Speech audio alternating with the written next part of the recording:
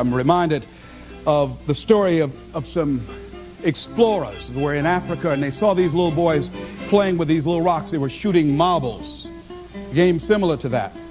And these marbles, so to speak, were shiny, and these explorers asked these little boys, say, here, taste this candy. Gave them some candy. So you like that? Said, yeah. Said, good. Tell you what, give me those marbles, I'll give you some more candy. And they did that. And the explorers went off, and they discovered that these shiny rocks were large, uncut diamonds. The little boys did not have enough awareness to know what they had in their hands. And many of us are like that. Many of us have genius within us. We have ideas and we use it for the company. We put in long hours, 60, 70 hours a week for the company store. We'll break our backs for the company. But when it comes to us, when it comes to using our genius in our own behalf, taking a chance with our own creativeness, acting on our own dreams and ideas, somewhere along the line we get paralyzed. We find some reason not to do it. Oh, I did that. I'm not as good as they are. I don't have their education.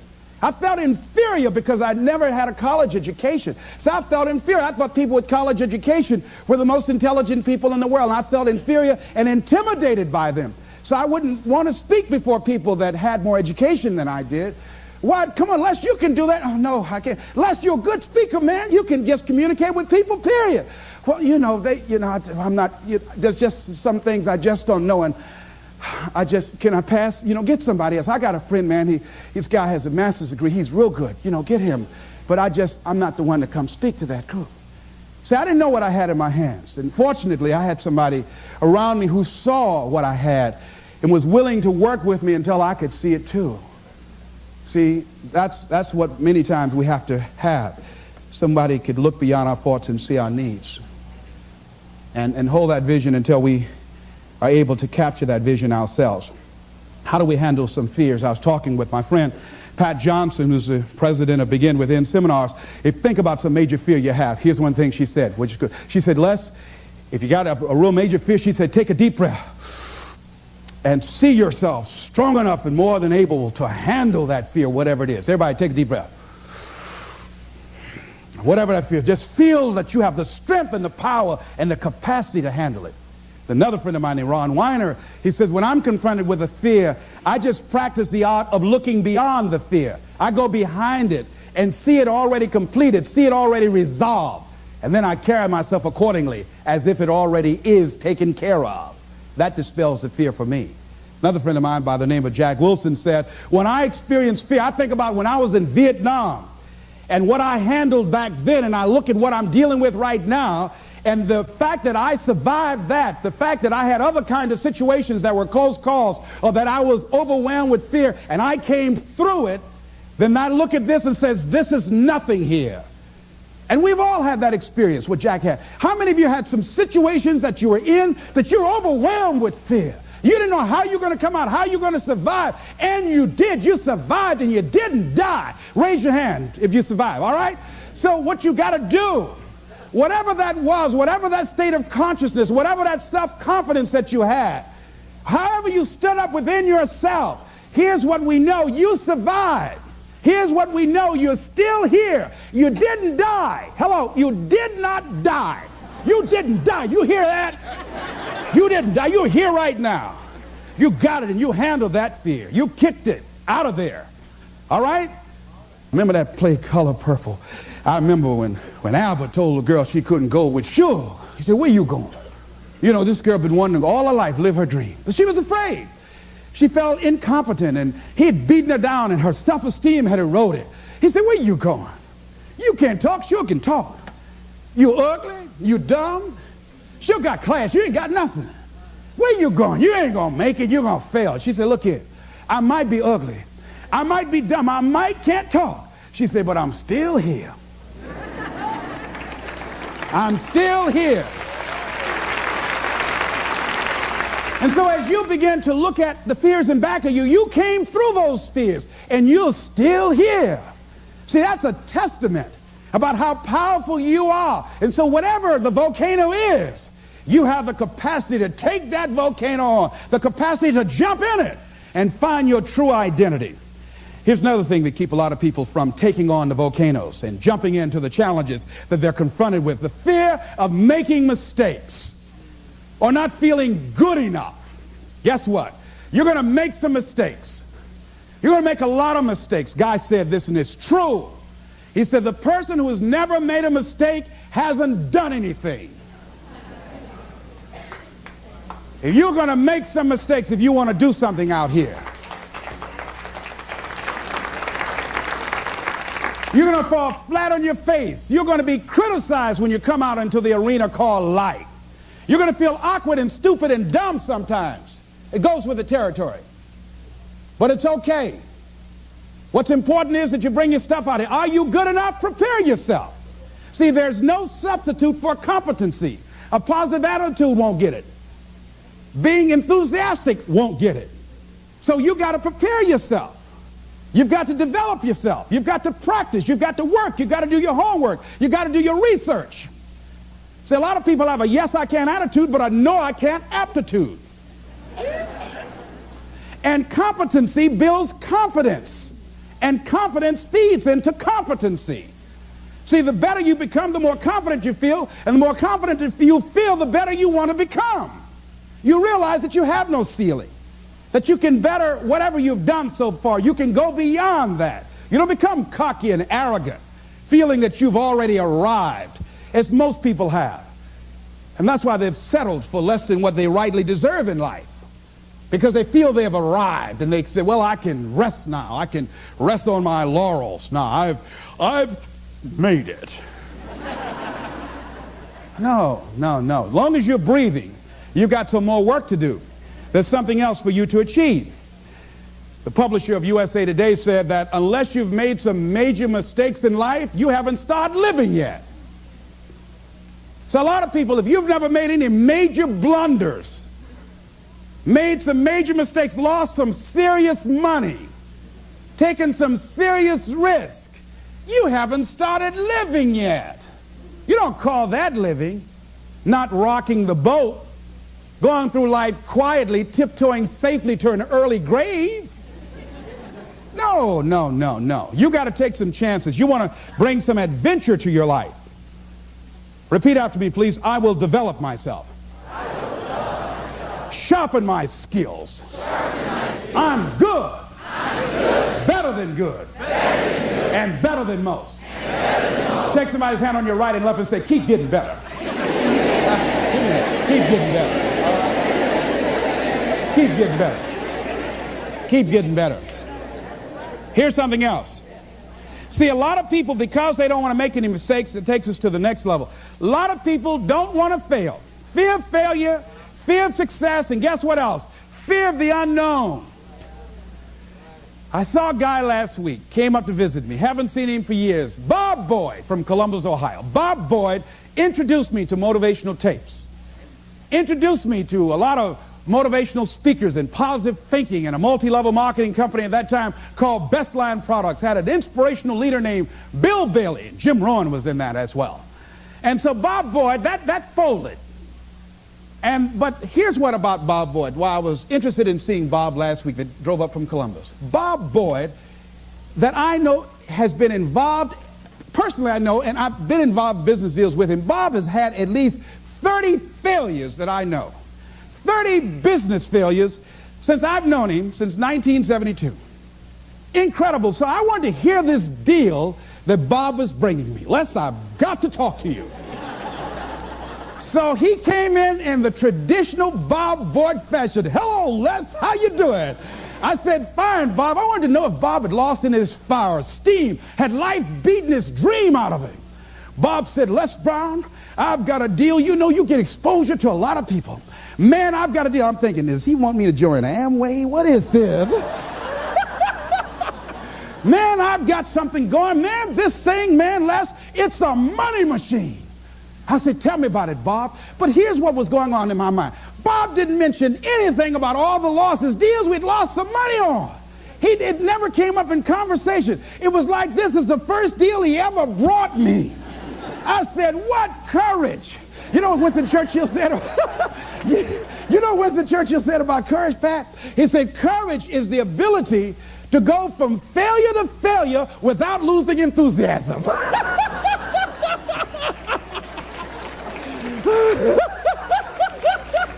So you want to courageously hold on to your dream and not lose enthusiasm. See, Bob has not internalized failure. Things just didn't work out the way he wanted them to work out. He's still looking for his pot of gold at the end of the rainbow. And he was so fired up, traditional Bob Boyd fan. He took his coat off. Les, let me tell you something, man. You've got to see this deal.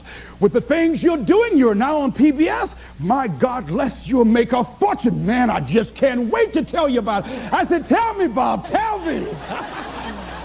When he got to talking, I said, Bob, I want to be a part of it.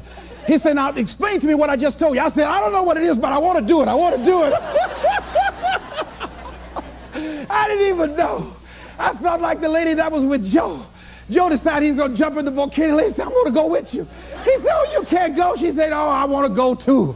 See, you get fired up about something. People will come to see you burn. They want to go too.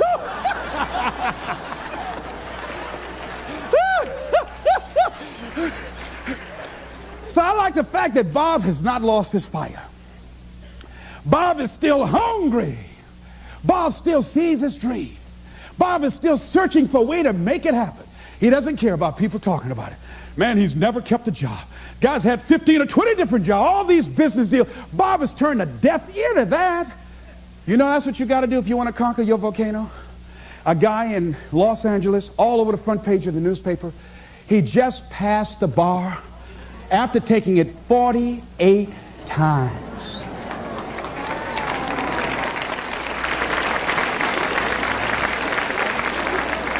That bar was his volcano. He had more than enough reason and excuses not to take it. His son has a law firm. He could have been a legal assistant, a clerk. And people all of a sudden used to laugh at this guy. He was a laughing stock. Are you taking the bar lately? Can you imagine what they did to this dude? You know what that guy is? Man making a career taking the bar. But by the way, he need to make a career to pass it. People will do that too. You know, people talked about John Kennedy Jr. failing the bar. Did you read in the newspaper that he passed? Yeah. I didn't see that, but did they make a bigger deal about him passing as they did when he failed? No, you know why? People like to see you fail. They like to see that.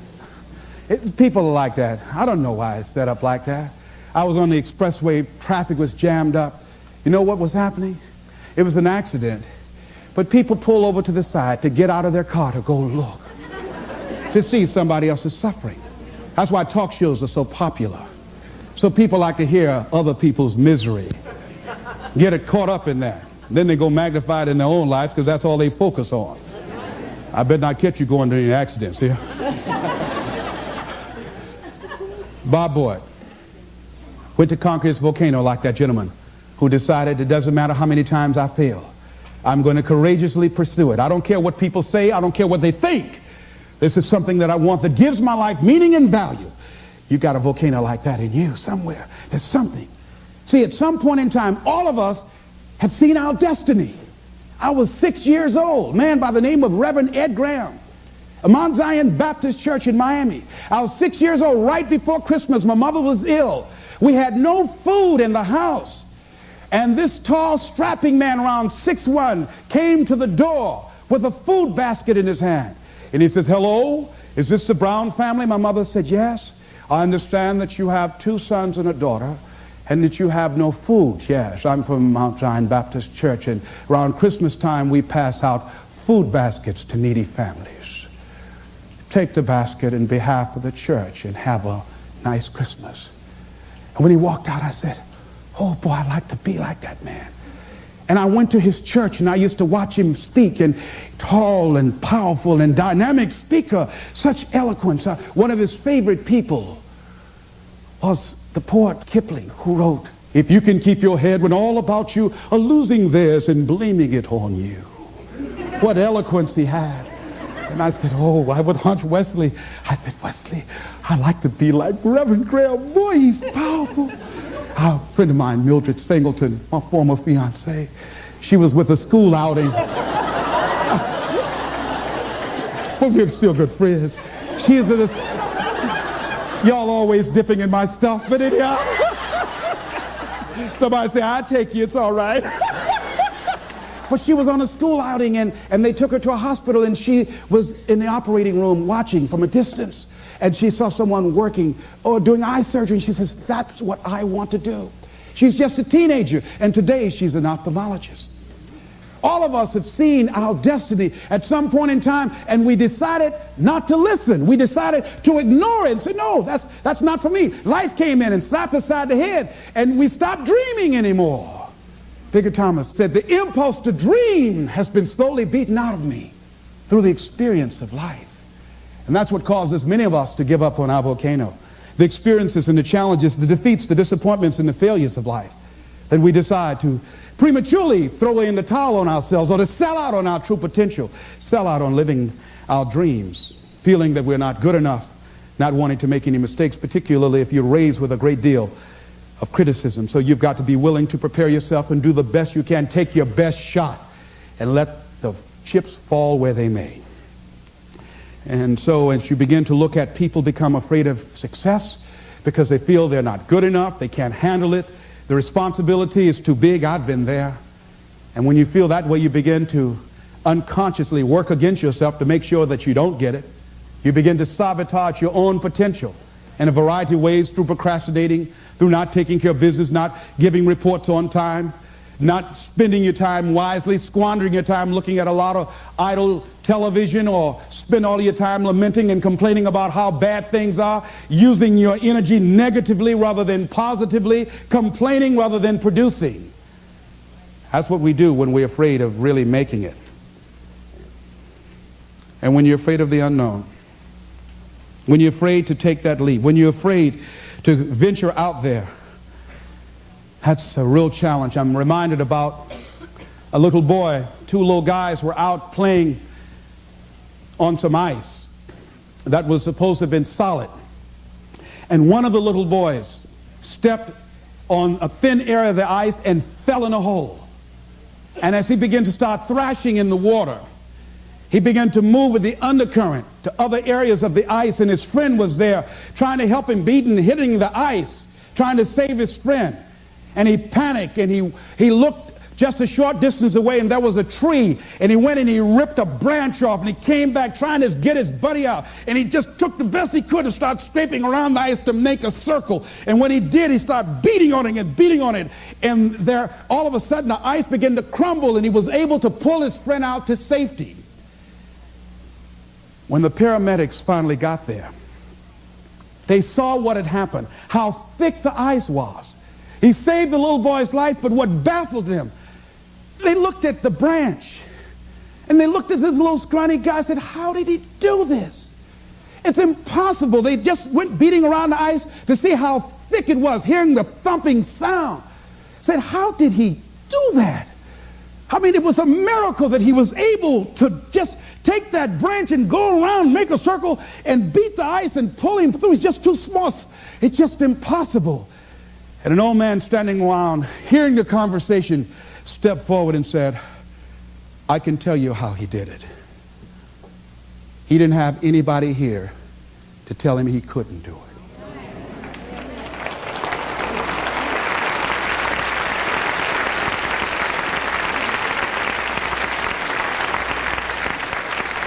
See, sometimes life will happen to you like this little boy, and you won't have time to say no.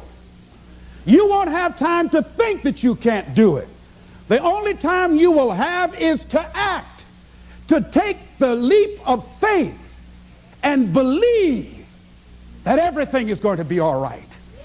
Take that leap of faith, trust yourself, and know within yourself that everything's going to be all right. But aren't there some guarantees you can give us, Les? Yes. What is that? You're going to die. Excuse me? You're going to die. in case you didn't understand that, you can't get out of life alive. So I'm saying to you, you got 6 months to live. Live your life now. Live your dreams now. Start acting like this is your last day on the planet. See, if we decide that we don't need a pronouncement from some physician to say we have 6 months to a year to live in order to really begin to appreciate the beauty of life, in order to really to make some hard decisions in life. See, we have the power in our hands. Like those little boys, we have that kind of power, that kind of genius, that kind of fortune, that kind of wealth, that kind of happiness, that kind of sense of fulfillment in our hands. We have that. We have that. It's in our hands. It's on us. And nobody can make that decision for us. We can give it away. We can give it to the company store for $400 or $500 a week. Or we can exchange it for how people think about us, how they feel about us, and go through life and resign ourselves to be miserable as we go to our graves, looking good for everybody else, except to ourselves. Or we can decide, hey, wait, this is the only life that I have. And that is my volcano.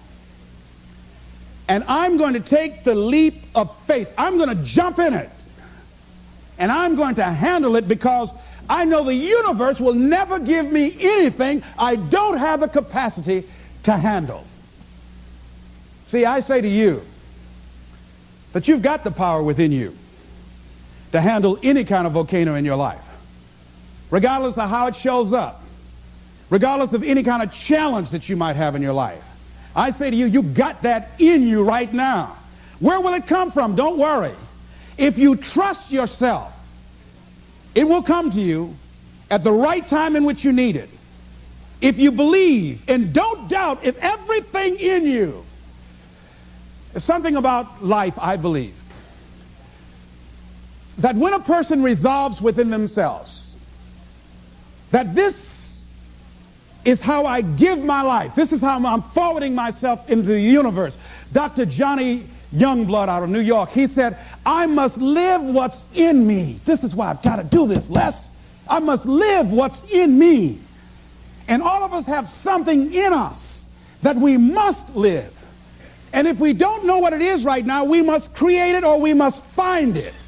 All of us have this, whatever this something is that gives our life that meaning, that value, and that power, and that happiness. That happiness that a lot of people just wouldn't understand why you got to do it and why you got to take that mountain on. Don't you know, there be people who've decided that what they're doing is who they are. They've been acting this way for so long, they think their act is who they are. They've been evading themselves so long and tell that mediocrity is natural to them. They won't understand you. They won't understand why you've got to go and do what you got to do. Why you might have to change cities or you got to get another job. Why? What's wrong? This job is paying good. It's not to pay. It's not always the money. Yes, I need money, but I need something else other than money. I need some peace of mind. I need some fulfillment within me. It's not giving me what I want. No. Well, what is it? I don't know. Why you got to go? Why you going now? I don't want to live this anymore. I'm out of here. Why? I don't expect you to understand. He who knows no explanation is necessary, and he who does not know, no explanation will suffice.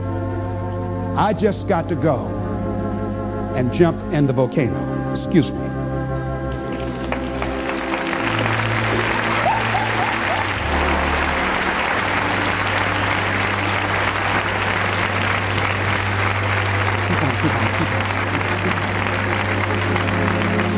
So I say, design your life so that it makes sense to you. It might not make sense to anybody else, but it makes sense to you. That's what's important. It makes you happy. It gives you that sense of joy. It brings back alive the little boy or the little girl in you. It helps you to have some special joy that other folk just won't understand. Go get your volcano. This is Mrs. Mamie Brown's baby boy, Leslie Calvin Brown, saying it's been a plum pleasing pleasure as well as a privilege. Thank y'all again.